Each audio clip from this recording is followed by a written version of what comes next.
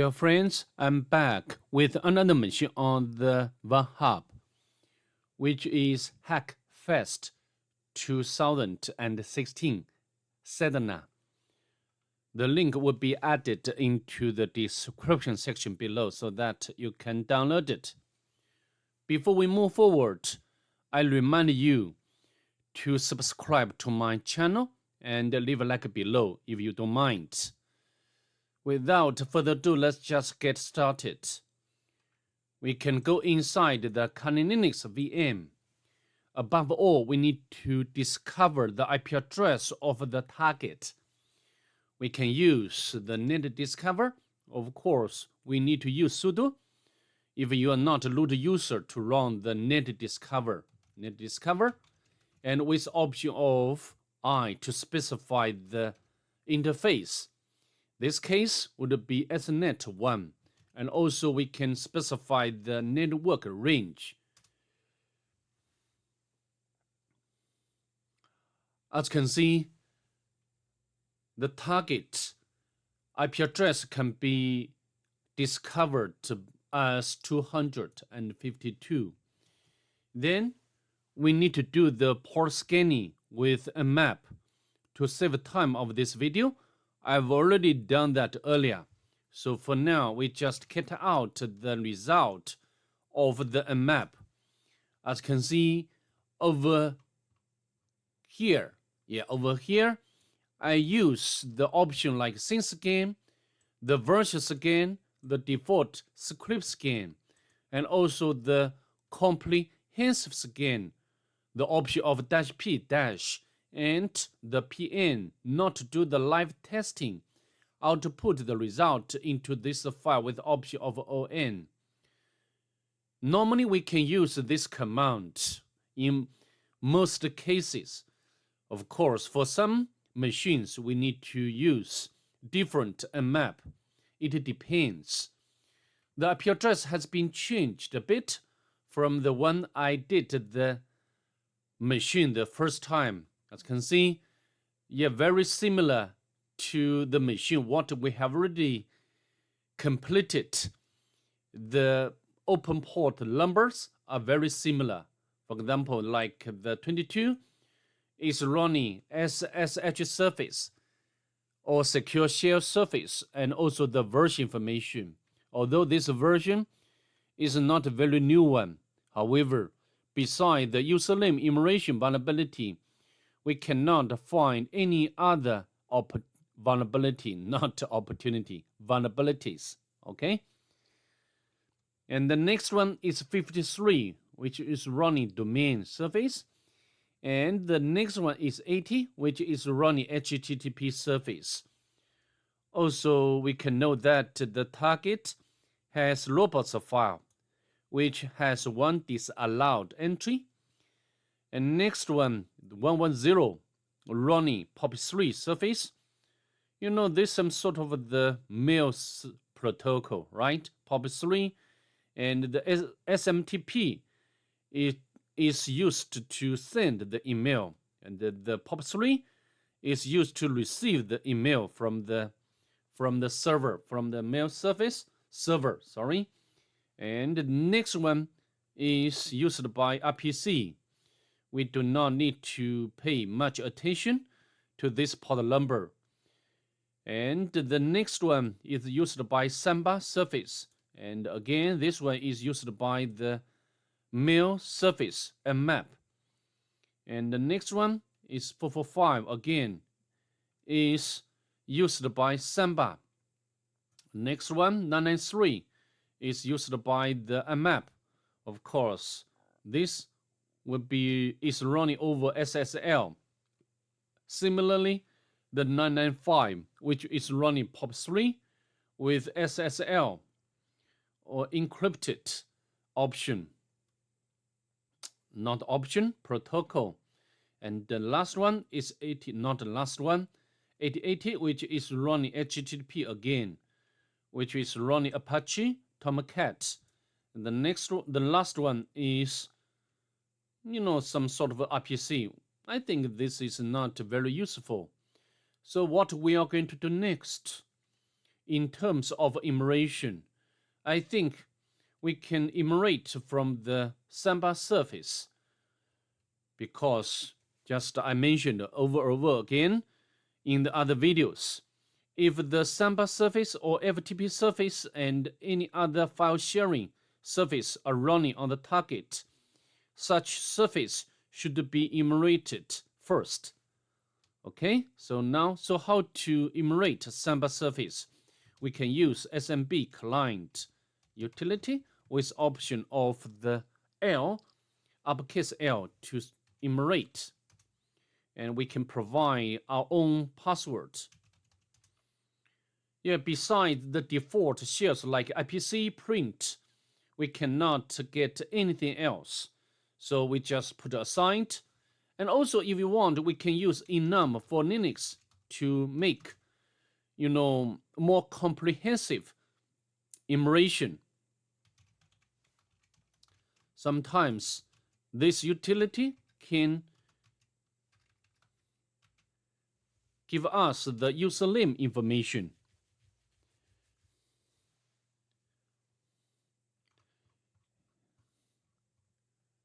The shares, the work group,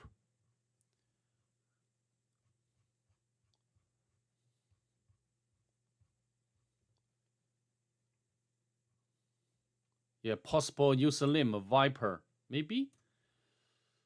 So it's done. I think nothing very, very important so far. I think next we need to enumerate the web application and the two web applications running on the target. And let's launch our browser to enumerate the web application running on the default port number 80. And we can put, maybe I need to, okay.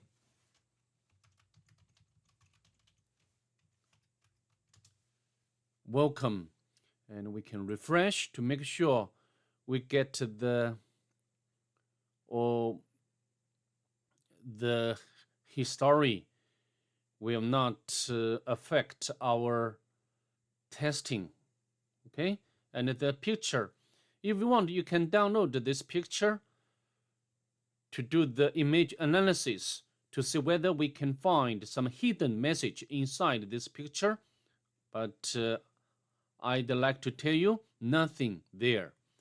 And also similarly, we can download this picture onto the Kali Linux for further analysis. Again, we cannot find anything interesting. Nothing at all, I'd like to say. So now we can check the source code of this page. Nothing interesting. Next, we can check robots, because we have already know that the target has robots file available on the target. From the mmap hackers, of course, we can access hackers. Not found. So next, I think we can use the Nicto to do the enumeration. When we deal with the web application, the first two I always use is Nicto. Nicto not only can enumerate out some common files or directories, but also can give us possible exploits, and also the header information and allowed HTTP methods. Here we got some files or directories. Files, we can access this directory, files. Here we got something.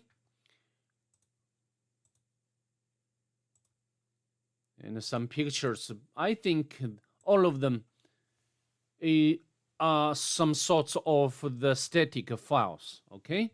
And users directory access is forbidden. Okay. So now next one is system. Okay, system. However, it's forbidden to access this system directory. Next one is a license.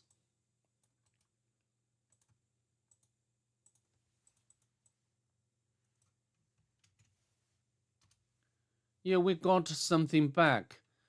Here, copyright. And so maybe this is some sort of the CMS, right? We can copy and note it down to our notebook. And this software is blah, blah, blah as is. So later we need to check whether there is any vulnerability for this CMS. However, before we do that, I'd like to do the directory enumeration with GoBuster.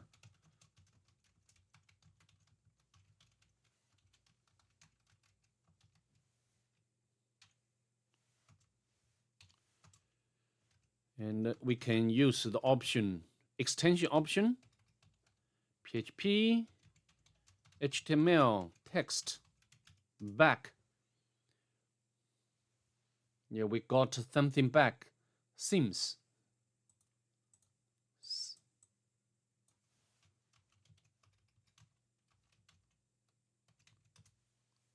Okay, we got some themes. Default theme 404. So this looks like this is the WordPress, right? I think because misconfiguration by the author, we even can get some source code. So this source code, very weird, right? Images. I will not go into there. Default theme. Use a dashboard. Very weird. Dashboard. All right. So next one, blocks. Blocks. Oh, mini e-commerce.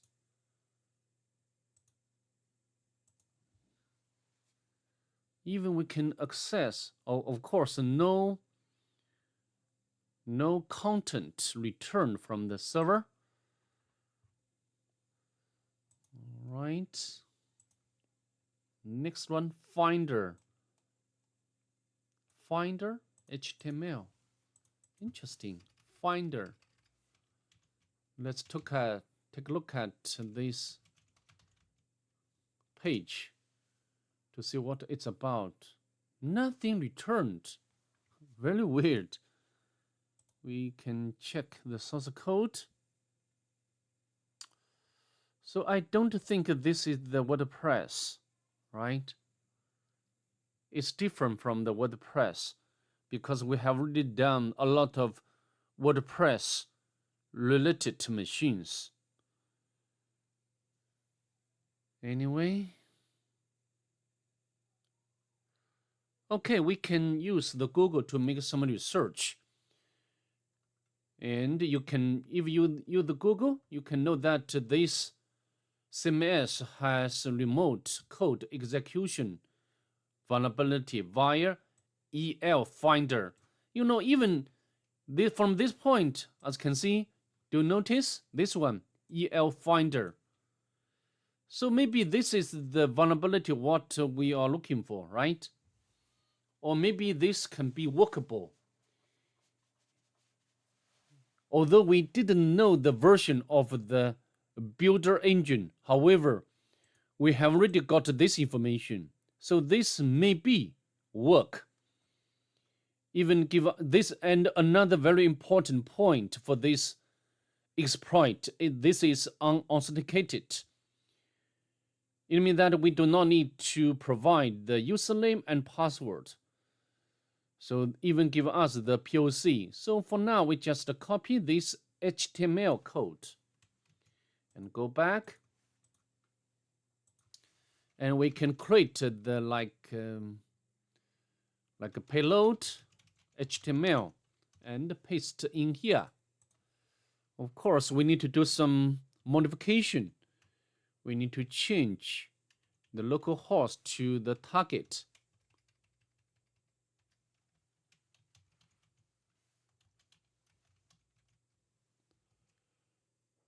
Okay. I think no error. Now we can write and quit.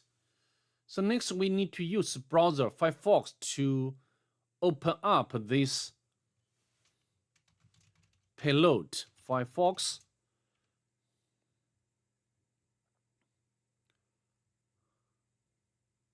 payload.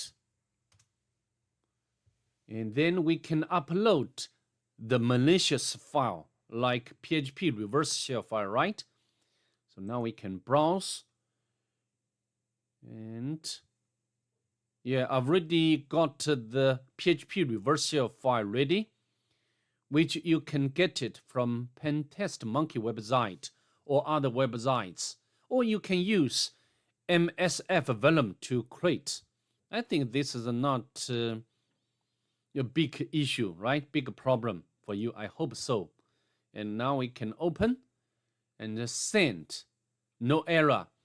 And now if we go back to, during the directory enumeration, we have already found the files directory, right?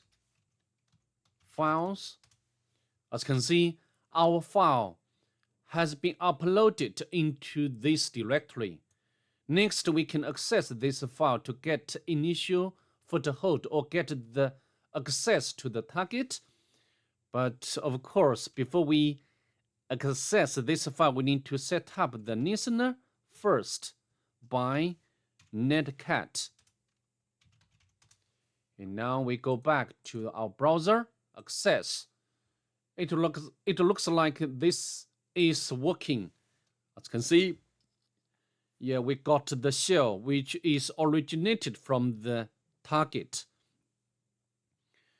And the next we can spawn the bash session because the bash is much better. So we can check the version of the Python on the target.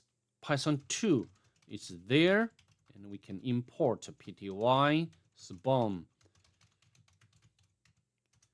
And we can make local enumeration to elevate privilege.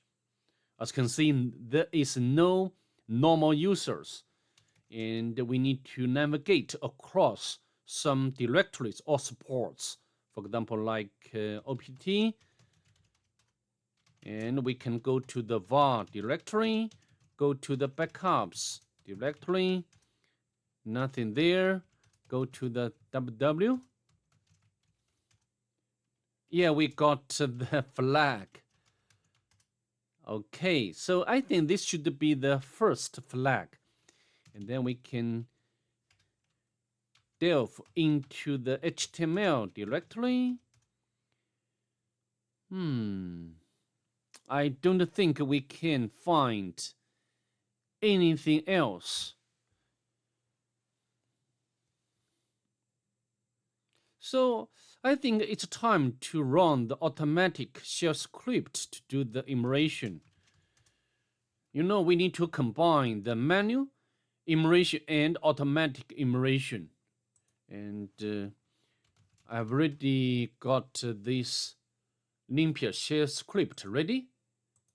I can zoom in the terminal so you can see what's going on.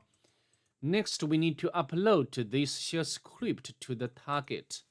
So how to do? There are different ways, of course.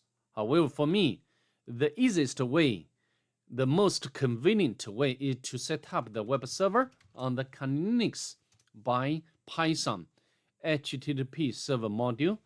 And now we go back. Here we can use wget to upload. Limpers.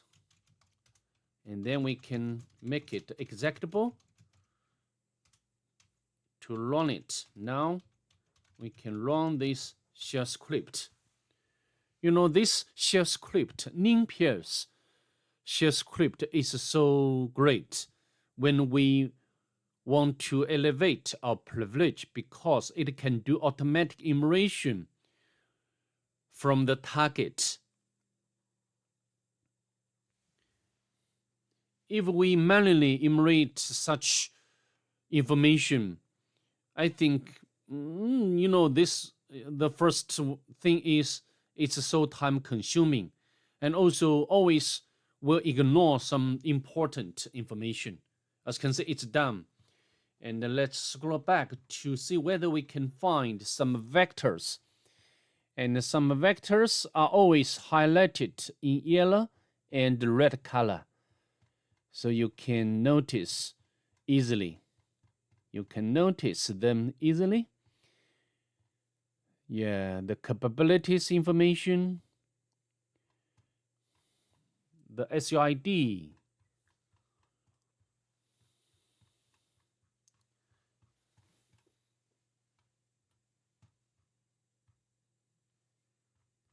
the SSH,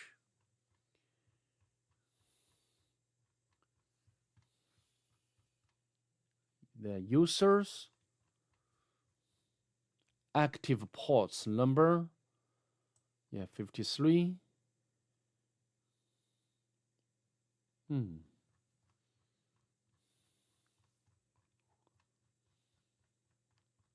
Cron job information. Cron job is very, possible way or vector to elevate. And the process information. And also there's some local exploits. But in this video, I don't want to. Also, the kernel is a bit outdated. However, in this video, I will not try to utilize local exploits. So how to do? Maybe this is another common or standard methodology. We can upload the PSPY utility to display all processes, even those processes are owned by the root user. Okay, and of course, we need to check the kernel and also the architecture. This is not 64-bit architecture. It means that we need to upload the 32-bit version of PSPY 32. Okay, I can zoom in. So in this case, we cannot use this one. Otherwise you will get error. So this one, and we have already set up the web server on the Kali Linux. So now we just use the same utility to upload PSPY.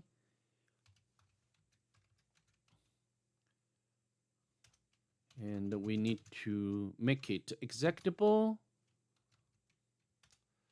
and then we can run this utility.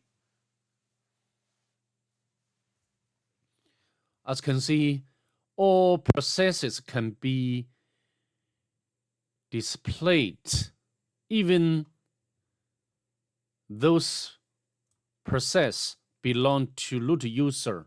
UID is equal 0, which means that this process is run by or is controlled by the root user. And we need to wait a bit of time and look for some weird processes. Okay,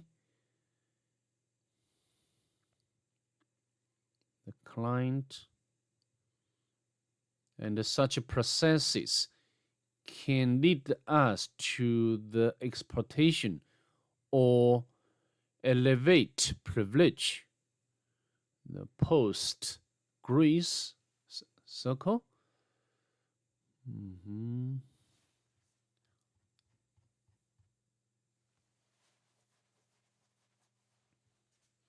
Or a lot of output. So some jobs are run regularly not all the time. For example, this one, check root kit. You know, this utility has vulnerability. You know, if you are not sure about that, check root kit exploit, as you can see, has local privilege escalation. Even Metasploit has a module for this utility. Okay, so I think next we can use Metasploit to elevate a privilege. Before we do that, we need to upgrade the current session to Metapredator, right? And then we can utilize the local privilege escalation module of the Metasploit. Okay, let's do it now. And now we can, we can use MS Vulnhub, and we want to use the Metapredator because I cannot remember the exact module name. Alternatively, you can use Google to get such knowledge.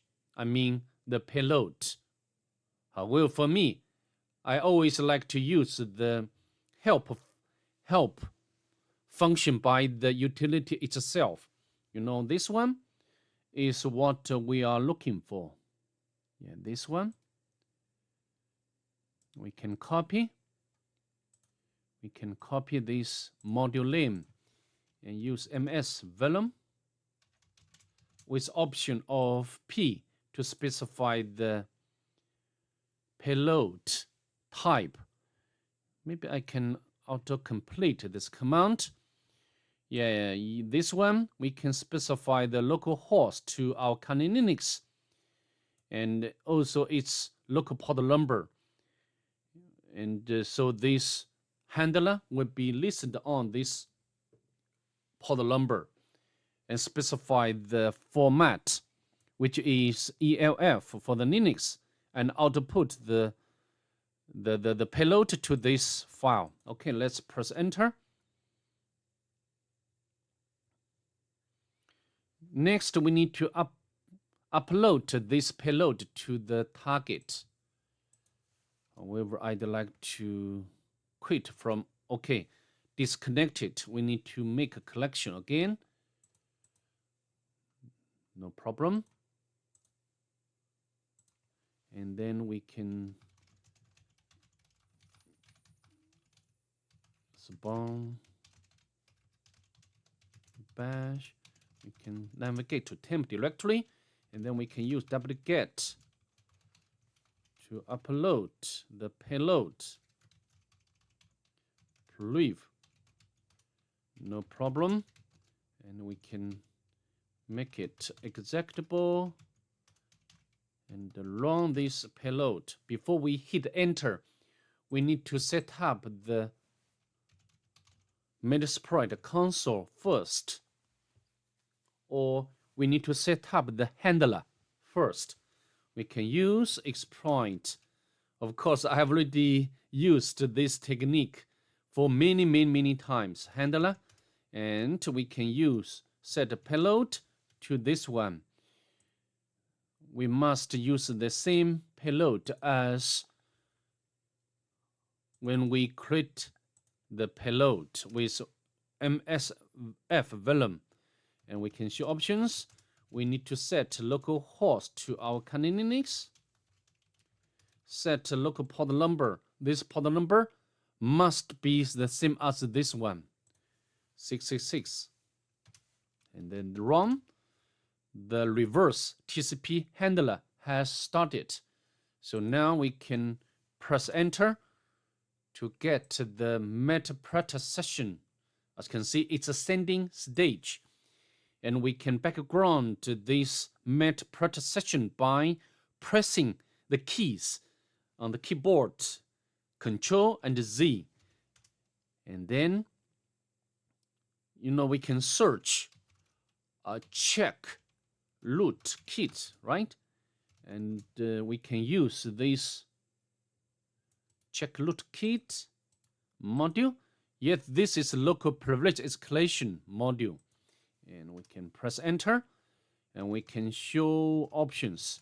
We can set the local host to our Kali Linux. We can set a local port number to, of course, we must use another available port number or free port number, and we need to set the session. So in order to use this module, we must get the Metapret session first, and then we can set the session number to 1, because at this moment there is just only one session for the Metapret, right? So for now, I think we can run this module, and it's waiting for check rootkit to run, because this is the like a cron job, and we need to wait a bit of time. Okay, I'd like to pause the video and then I'll come back. As you can see, after a little while, we got the second Metapret session, and we can run, get the UID, we are root user. In other words, we have already elevated our privilege. And even if you want to get the command shell session, and we can import PTY.